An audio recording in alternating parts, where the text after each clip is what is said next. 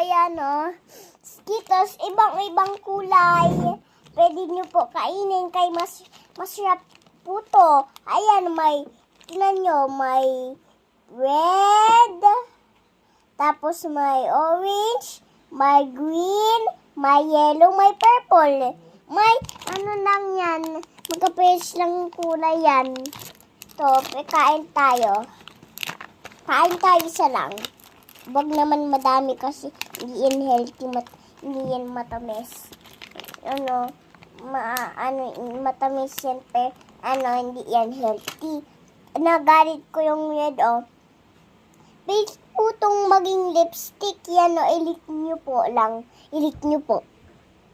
Kunting lik po lang, tapos ilanin nyo sa lips nyo. Naglalabas na yung niya,